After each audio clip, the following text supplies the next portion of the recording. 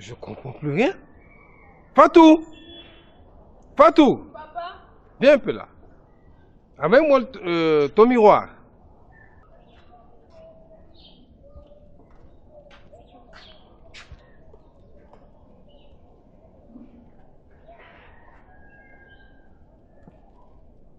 Oh! Finalement, je ne comprends plus rien. Ça fait longtemps que je me suis regardé dans une glace, hein? À votre âge, papa, vous êtes très beau. Arrête, suis-vous moi? Bien sûr que oui, papa. Papa, c'est très beau, vous paraissez très jeune.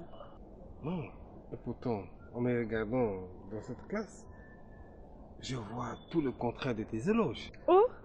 Vous voulez dire que vous n'êtes pas celle que je vois en vous? Effectivement, je constate une large détérioration de mon visage. Pas du tout, papa, c'est plutôt le poids de l'âge. Oh!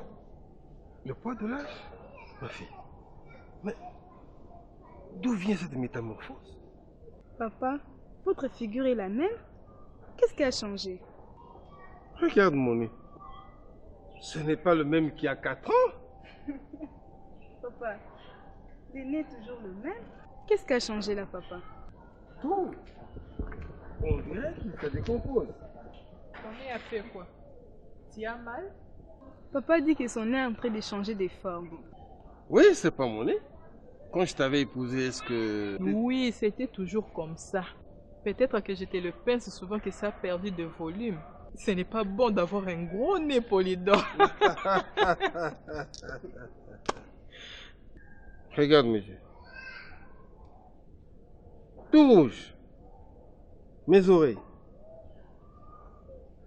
Totalement décollées. Ça fait. Bien, ça ne va pas. Arrête, Polydore. T'es sérieux là? Oui? Demain, on va aller à l'hôpital. C'est peut-être un début d'une crise de malaria.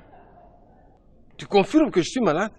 La malaria à un stade élevé s'accompagne des idées hallucinatoires. Toi, tu la fermes. Tu n'as même pas un diplôme d'état et tu connais déjà la malaria et ses effets? Qu'est-ce que tu peux m'apprendre? Hélas, c'est la triste vérité. Papa, tu es malade. Tu te crois malade au moment où nous te voyons en bonne santé. Je n'ai pas dit que j'étais malade. Ça, c'est un constat. Regarde mes cheveux. C'est pas ma chevelure. Bon. Prends le miroir. Regarde mes deux bras. Les deux bras ont encore fait quoi? Tu ne vois pas qu'il y a un décalage? Mon bras droit est plus long que le bras gauche. Fatou, tout ça, ta mère ne comprend pas.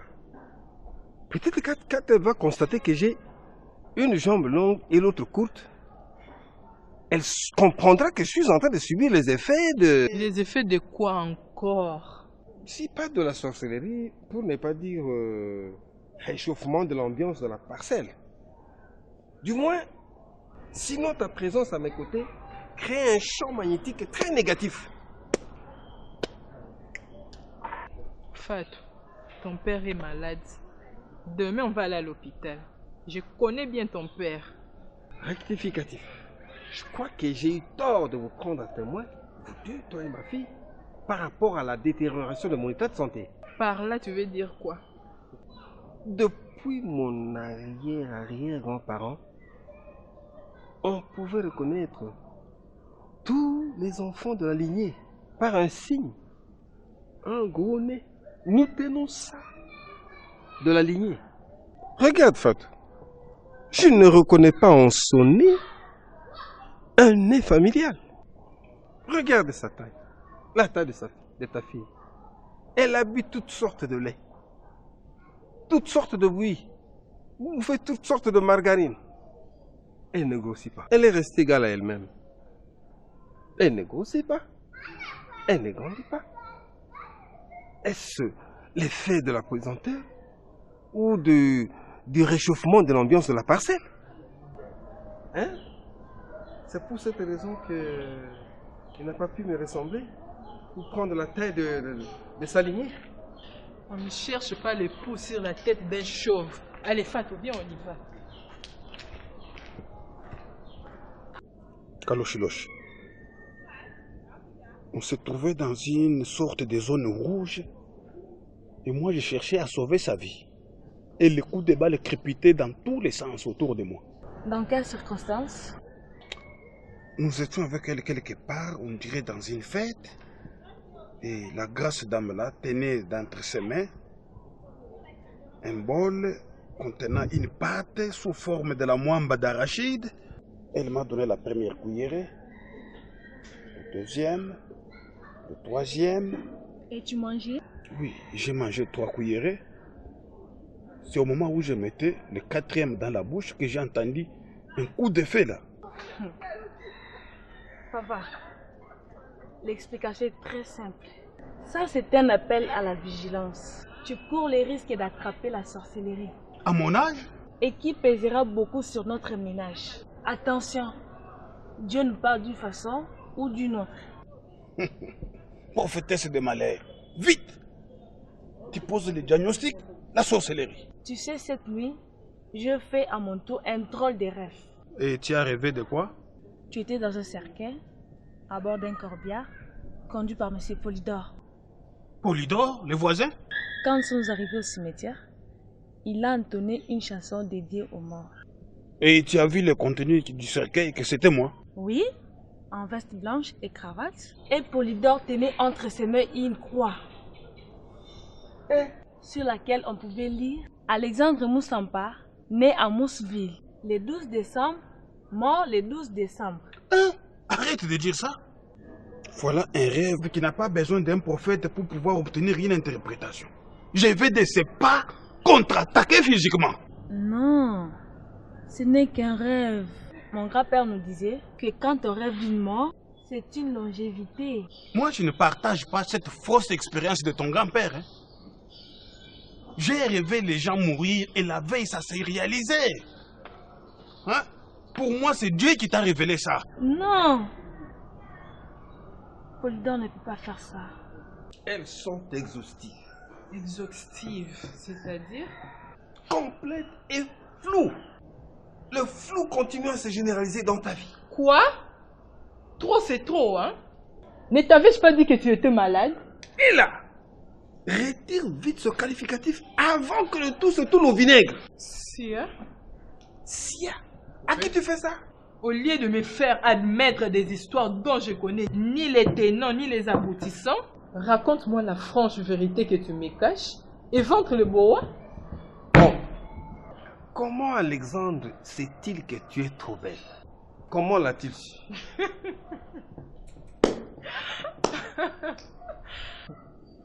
Est-ce que la beauté on la cache? Et puis, je ne suis pas moche? Ce n'est pas ça la réponse que j'attendais de toi. L'intégralité de ta beauté est une exclusivité appartenant à moi. C'est parce qu'il m'a toujours vue très belle. Ah, il t'a toujours vue très belle. Et avec cette tête toujours voilée, comment arrives-tu à le savoir? Que vient faire le nom d'Alex dans ma vie? Et puis, me découvrir pourquoi? C'est parce que j'étais accablé. Voilà, c'est ça le mot. J'étais accablé par son témoignage sur toi. Disons quoi? Fou d'amour, mais peut-être, il me dit avec conviction, Polydore, tu vois la beauté de ta femme comme quelqu'un qui a été mu par un petit souvenir, disons, inoubliable. Et il a fini sa pensée pour te confirmer quoi? Safi, c'est toi qui pouvais plutôt me le révéler. Et puis, connaissant comment se déroulent les cérémonies obscures, je ne pouvais pas lui laisser même une seconde pour parachever son raisonnement. Tu sais, je craignais qu'il me dise quelque chose du genre je connais ta femme comme ma poche. Ah, Polydore. Mais c'était monsieur marié? Sa femme est là. Mais il a un stock d'éloges à revendre pour toi. Mais pourquoi ne l'a-t-il pas fait pour son épouse, les éloges? Au contraire, j'ai constaté qu'il avait un stock à revendre. Un stock des éloges à revendre pour toi. Polydore, la franchise ne consiste pas à tout dire, mais à dire vrai. Ça, je sais. Je sais que tu sais. Est-ce que tu peux me confirmer en toute vérité, en me regardant droit aux yeux, qu'Alex me connaît mieux que toi? Ça, c'est un secret qui ne concerne qu'Alex. Supposons qu'il n'y a rien entre vous. Si on te posait la question aujourd'hui, loin de tout préjugé, comment tu trouves Alexandre? Franchement parlant, c'est un monsieur beau, élégant, avec sa taille séduisante, bien qu'il a ses défauts et ses faiblesses. D'ailleurs, sa femme... Arrête! On n'a pas besoin d'être savant pour comprendre parfaitement le contenu de vos relations. Beau, élégant, séduisant, et tu minimises le faible taux de ses défauts. Et quand tu minimises le faible taux de ses défauts, c'est qu'il a un taux élevé de qualité. Est-ce que tu peux te mettre? Je ne me mets pas parce que tu me le demandes. Non. Mais toi, papa, avec ces raisonnements, tu risques de faire un accident cardiovasculaire. Pourquoi il était toujours facile d'énumérer les défauts des gens? La meilleure façon de rendre nos semblables meilleurs, c'est aussi de vanter leurs bonnes qualités. Et toi, pourquoi tu ne vantes jamais les miens? Tu me trouves toujours malade? La plus bonne qualité que tu m'attribues, c'est que je suis malade. La meilleure qualité qui me fait peur maintenant là en toi, c'est l'augmentation du taux de jalousie en toi.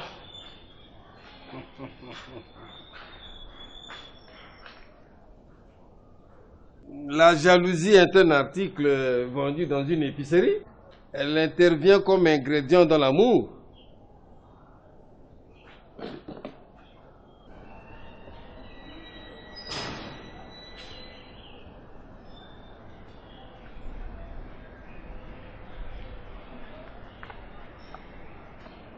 Bonjour, papa. Bonjour. Dépose ça dans la maison.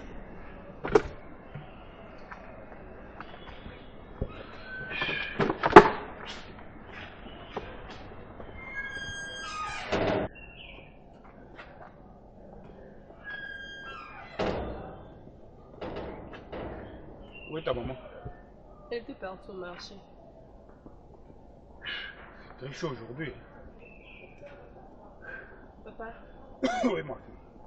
comment était la journée? Ma fille, plus rien ne va. Amina, n'est-ce pas toi qui m'aurais dit que tu souffrais d'un manque de paix dans cette parcelle? Oui, papa. Ça me fait trop de peine. C'est ma plus grande préoccupation, la paix. La paix. Toi là, entre la vie et la mort, tu peux choisir quoi? La vie. Et en islam, l'acceptation du destin, bon ou mauvais, fait partie de notre réussite. Ça, c'est un véritable cauchemar. L'acceptation du destin, bon ou mauvais. Oui, papa. Amina, ma fille, tu le connais là. Le portail de la parcelle s'ouvre. Quelqu'un entre et sort son arme. Vite, il tire sur moi. Quelle sera ta réaction? Tu es crié au secours? Le temps que tu cries au secours, paf, il tire sur ta mère. Là, je vais... Sachant que la prochaine cible, c'est toi. En légitime défense, je vais chercher à me défendre. En légitime défense. Là, le corps de ton père et de ta mère gissant dans une marée de sang. Ne pourras-tu pas anticiper cette légitime défense? Mais papa, pourquoi cette réflexion? Ta mère ne t'a pas relaté les rêves qu'elle a fait il y a des jours? Si elle m'a relaté, ce n'est qu'un rêve. Présentement là, tu me conseilles quoi? Ce n'est qu'un rêve, papa. Ton papa Alexandre dans un cercueil. Polydore tenant d'entre ses mains une croix portant mon nom. Et c'est lui qui conduit le courbière qui m'amène tout droit dans un cimetière. Et tu me dis que ce n'est qu'un rêve? Là, papa, vous voulez contre-attaquer physiquement? Même si on prenait ça en termes de révélation, ou que ce soit un combat spirituel, celle Allah nous protège. Tout à fait. Allah est notre protecteur. Hélas, papa, la simple vérité, c'est ça. La simple vérité. La simple vérité, ma fille, est aussi le couteau le plus tranchant. Les moyens les plus sûrs. Maintenant, vers le but. Et pourquoi pas ne pas répondre conformément à la tradition africaine qui dit, quand tu rêves d'un sorcier, aussitôt que tu les vois, il faut les blâmer sévèrement. Papa Polydore va te trouver ridicule. Ce n'est qu'un rêve. Ridicule? Jusque-là, tu ne comprends encore rien du rêve de ta mère. C'est lui qui me tue. Il achète un cercueil, loue un corbillard, et c'est lui qui les conduit. Il sort l'argent du caveau, et tenant d'entre ses deux mains une croix, et c'est lui qui fixe la date de ma mort. Il choisit que le jour, que les dates, la date de mon anniversaire. Bien que ma vérité est difficile à digérer, moi je vais dire ceci. Pourquoi prenez-vous toujours le mauvais côté des choses? Si je te comprends bien, là c'est pour ainsi dire que moi j'ai une conscience totalement souillée, chargée de pensées négatives. Ok, amène-moi à manger.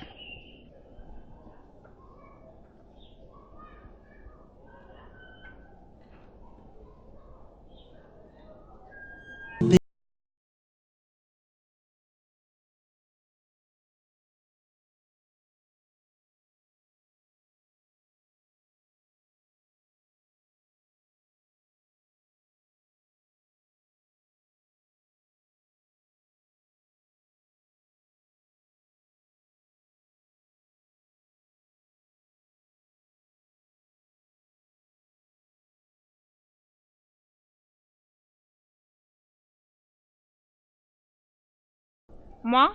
Ouais, nous ne sommes qu'à deux dans la parcelle.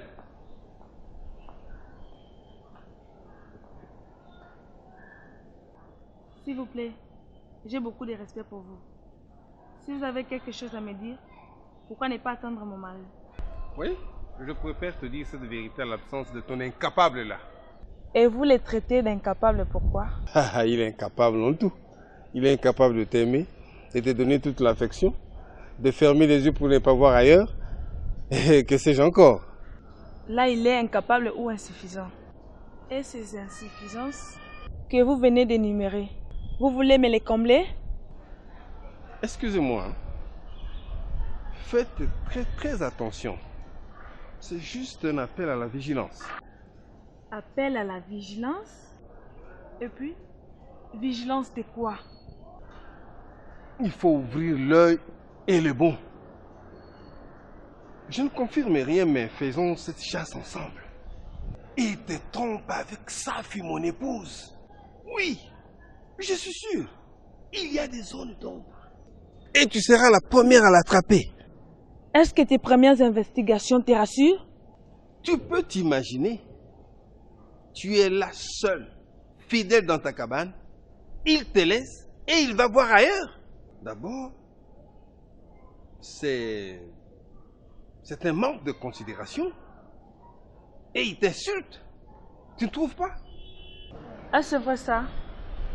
Et si tel est le cas, Alexandre me déçoit. Et vous ne le savez pas? C'est totalement une déception que vous avez épousée.